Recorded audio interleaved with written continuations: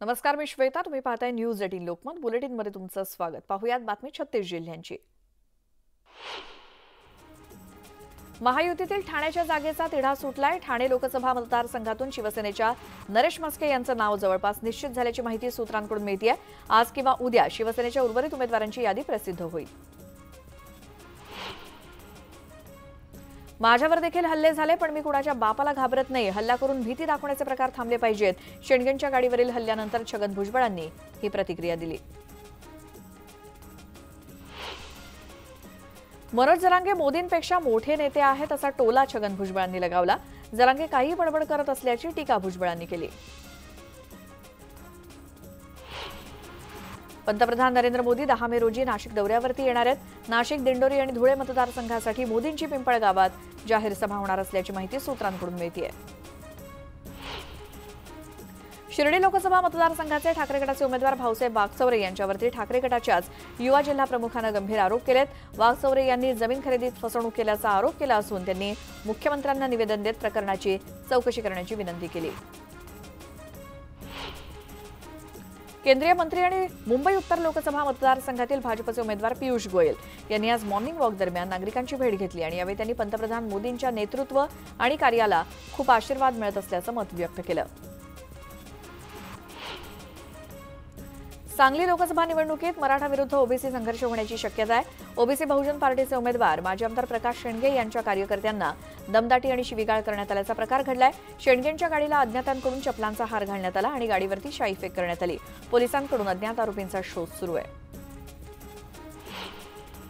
नाशिक लोकसभेच्या उमेदवारासाठी आता मंत्री गिरीश महाजन आणि पालकमंत्री दादा भुसे मैदानात उतरलेत.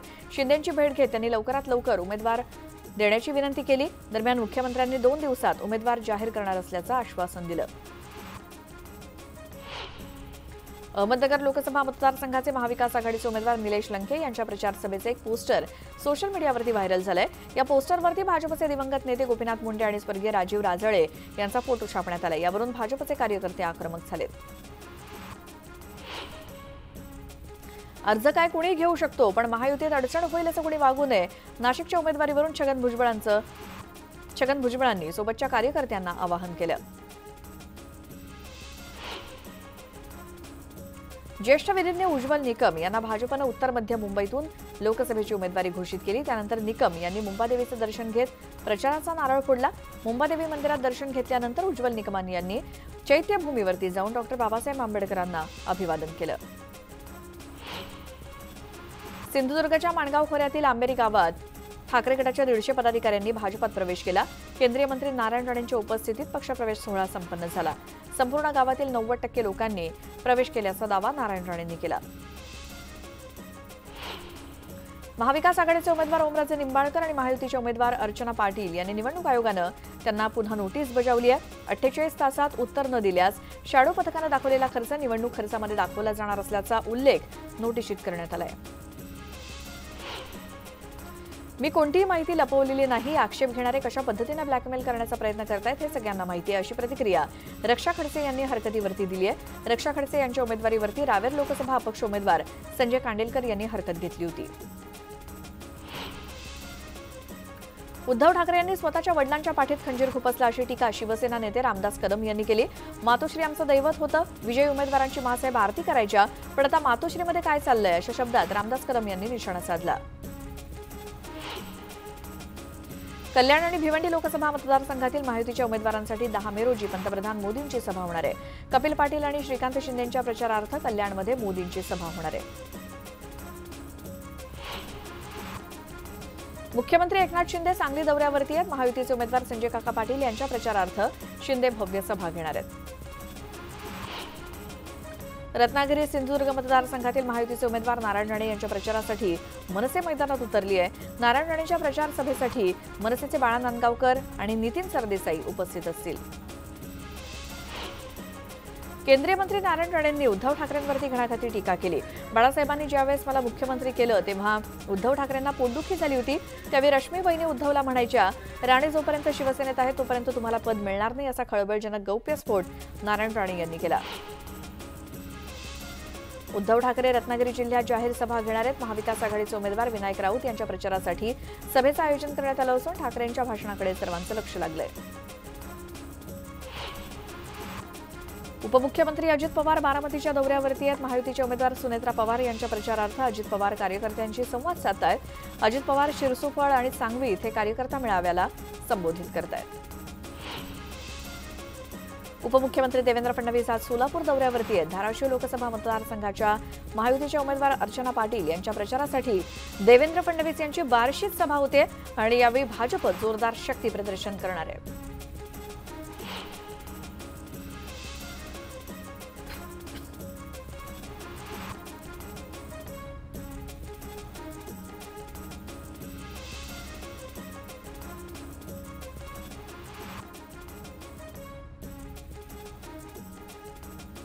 ठाण्यातील ठाकरे गटाचे उमेदवार राजन विचारे सोमवारी आपला उमेदवारी अर्ज दाखल करणार आहेत. विचारे यांचा उमेदवारी अर्ज दाखल करण्यासाठी शिवसेना नेते आदित्य ठाकरे स्वतः उपस्थित राहण्याची शक्यता असून मुख्यमंत्र्यांच्या बालेकिल्ल्यात शक्ती प्रदर्शन करण्याची तयारी केली जाते. आगामी लोकसभा निवडणूक ही एका व्यक्तीची देशाला दिशा देणारी निवडणूक आहे. त्यामुळे मोदींना पुन्हा एकदा पंतप्रधान करण्यासाठी मोठ्या प्रमाणात मतदान करा असं आवाहन खासदार डॉक्टर श्रीकांत शिंदे यांनी केलं. मुख्यमंत्री आणि उपमुख्यमंत्री 2 वर्ष पायाला भिंगरी लावून लोकांच्या सेवेसाठी फिरतायत. त्यामुळे राज्याच्या विकासाला गती मिळाल्याचं ते म्हणाले. मुख्यमंत्री एकनाथ शिंदे आणि समरजितसिंह घाडगे यांची कोल्हापुरात भेट झाली. यावेळी त्यांच्यामध्ये बंद खोलीत पाऊण तास चर्चा झाल्याची माहिती मिळते. बीडमध्ये गेल्या काही वर्षात माझा भाऊ माझी बहीण एवढंच बोललं जाते. बीडच्या खासदार कुठल्या विषयावरती बोलल्या का असा खडा सवाल महाविकास आघाडीचे बीडचे उमेदवार बजरंग सोनावणेंनी केला. वडिलांनी सुरू केलेले 26 कारखाने मुंडेंनी बंद पाडले असा टोला देखील सोनावणेंनी लगावला. बीड लोकसभा मतदारसंघाच्या निवडणुकीसाठी 18 ते 25 एप्रिल दरम्यान 74 उमेदवारांनी 99 अर्ज दाखल केले होते आणि त्यापैकी 19 उमेदवारांचे 44 अर्ज बाद झाले. 55 उमेदवारांचे अर्ज वैध ठरले असून उद्या उमेदवारी अर्ज मागे घेण्याचा शेवटचा दिवस आहे. त्यानंतरच निवडणुकीच्या रिंगणात किती उमेदवार असतील हे स्पष्ट होईल. रत्नागिरी सिंधुदुर्ग मतदारसंघातील वंचित बहुजन आघाडीचे उमेदवार मारुती जोशी यांना निवडणूक खर्च सहनियंत्रण समितीनं नोटीस पाठवली आहे. निवडणूक खर्च तपासणी दरम्यान अभिलेखांमध्ये त्रुटी आढळल्यानं नोटीस पाठवण्यात आली. नारायणगडावर सभेची तयारी सुरू आहे. पार्किंग, पाणी आणि रुग्णालयाबाबत 3 तारखेला पाहणी होणार असल्याची माहिती मनोज जरांगेंनी दिली. समाजाच्या खांद्यावरती लोकसभा मतदानाची जबाबदारी आहे. कुणाला मतदान करायचं याबाबत मी कुणालाही काही सांगितलं नसल्याचं मनोज जरांगे म्हणाले. मुंबईसह राज्याला उष्णतेचा तडाखा बसतोय. मुंबईचं कमाल तापमान 36 अंश तर ठाण्यामध्ये 41 अंश सेल्सिअस तापमानाची नोंद झाली आहे.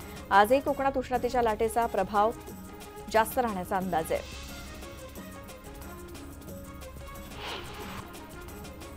हवामान विभागाने पुढचे 3 ते 4 दिवस राज्यातील काही भागात वादळी पावसाचा अंदाज वर्तवलाय तर काही ठिकाणी उष्णतेच्या लाटेचा इशारा दिलाय. रत्नागिरी, रायगड, पालघर, ठाणे आणि मुंबई या जिल्ह्यात पुढील 3 ते 4 दिवस उष्णतेच्या लाटेचा इशारा देण्यात आलाय.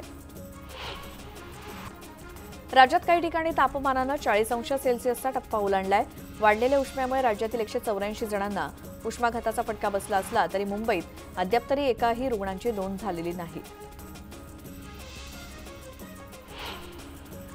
मालेगावच्या तापमानात पुन्हा 3 अंशांची वाढ झाली आहे. मालेगावातील तापमान 42 अंशांवरती पोहोचलंय. मनमाडमधील तापमानाचा पारा 41 अंशांवरती गेलाय. सकाळी 11 वाजल्यापासून उन्हाचे चटके जाणवत असल्यामुळे रस्त्यावरती शुकशुकाट दिसतोय.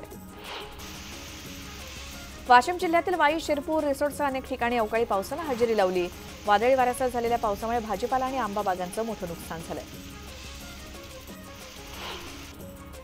पिंपरी चिंचवड शहरातून जाणाऱ्या पुणे मुंबई महामार्गावरती इंधन वाहून नेणाऱ्या टँकरचा भीषण अपघात झाला. या अपघातात टँकरची केबिन पूर्णपणे चक्काचूर झाली असून टँकर चालक गंभीर जखमी झालाय. चालकावरती शासकीय रुग्णालयात उपचार सुरू आहेत. जळगावच्या 40 गावातील अनेक गावांमध्ये पिण्याच्या पाण्यासोबतच जनावरांसाठी लागणाऱ्या चाऱ्याचा प्रश्न गंभीर बनलाय. 32 गावांना 42 टँकरद्वारे पाणी पुरवठा केला जात असून 47 विहिरी अधिग्रहित करण्यात आल्यात.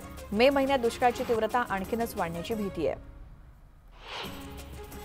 तापमानाचा पारा वाढल्यानं मावळ आणि मुळशी तालुक्यातील धरणांची पाणी पातळी खालावली आहे. 44 गावांना पाणी पुरवठा करणाऱ्या पवना धरणाची पाणी पातळी 34.96% आली आहे. त्यामुळे नागरिकांनी पाणी जपून वापरावं असं आवाहन प्रशासनानं केलंय.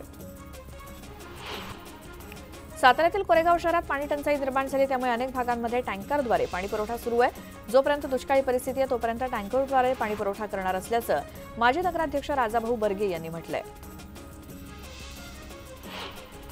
वाशिमच्या मंगरुळपीर तालुक्यातील वनुजा गावात मागील 1 महिन्यापासून भीषण पाणी टंचाई निर्माण झाल्यामुळे गावकरी हैराण झालेत। प्रशासन गावामध्ये टँकरनं पाणी पुरवठा करत नसल्यामुळे संतप्त महिलांनी ग्रामपंचायतीवरती घागर मोर्चा काढत ठिय्या आंदोलन केलं।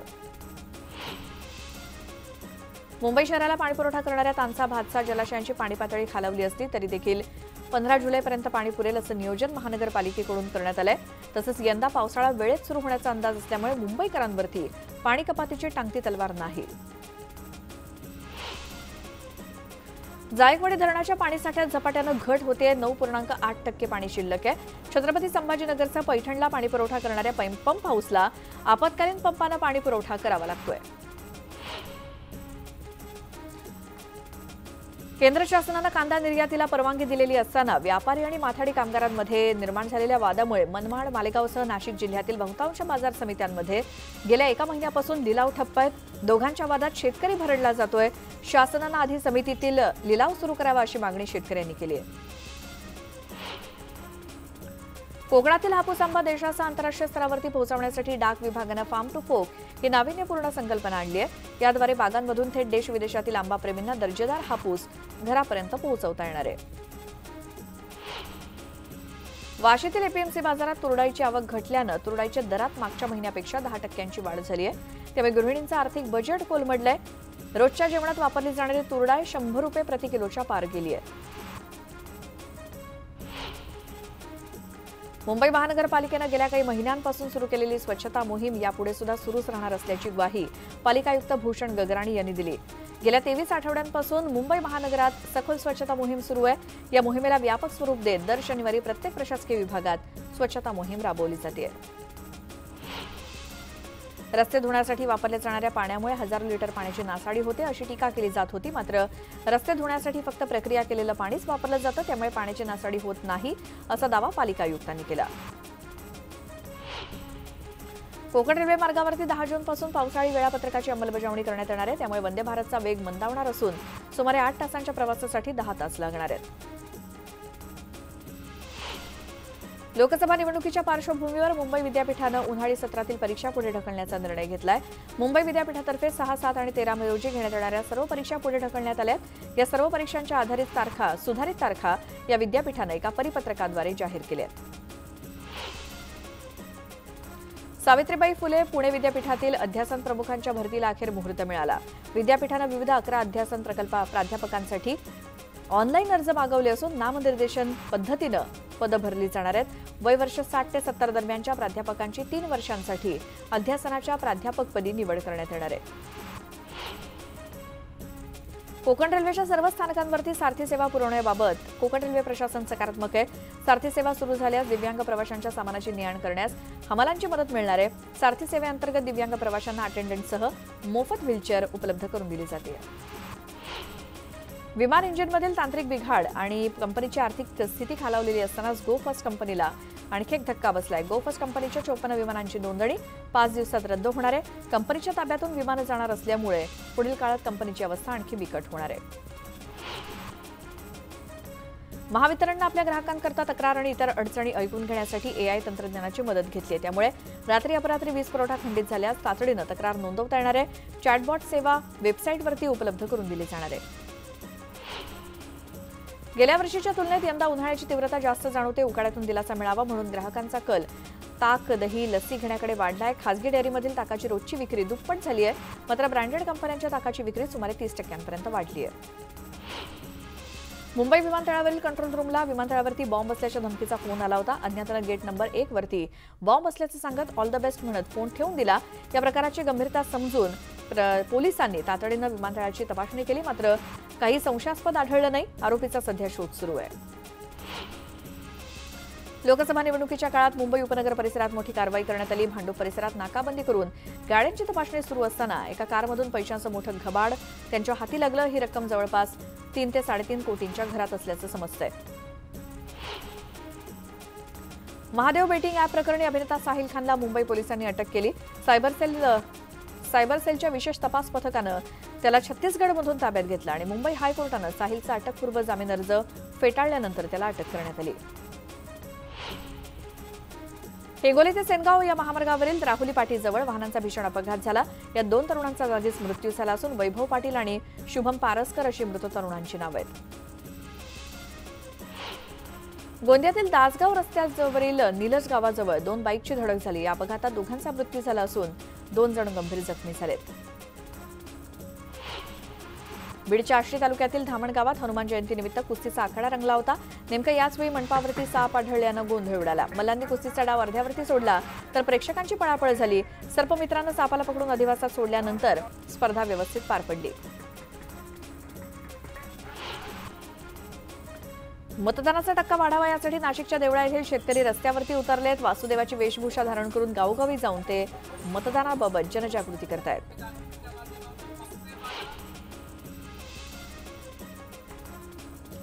आर्थिक वर्षात तुळजाभवानी माता देवस्थानला विक्रमी 66 कोटी 81 लाख रुपयांचं उत्पन्न मिळालं. गेल्या वर्षी तब्बल 16 किलो सोनं आणि 270 किलो चांदी भक्तांनी देवीचरणी अर्पण केली. मागील वर्षीच्या तुलनेत उत्पन्नात यंदा 12 कोटींची भर पडली आहे. एक छोटासा ब्रेक घेऊन आपण लगेच परत येऊयात.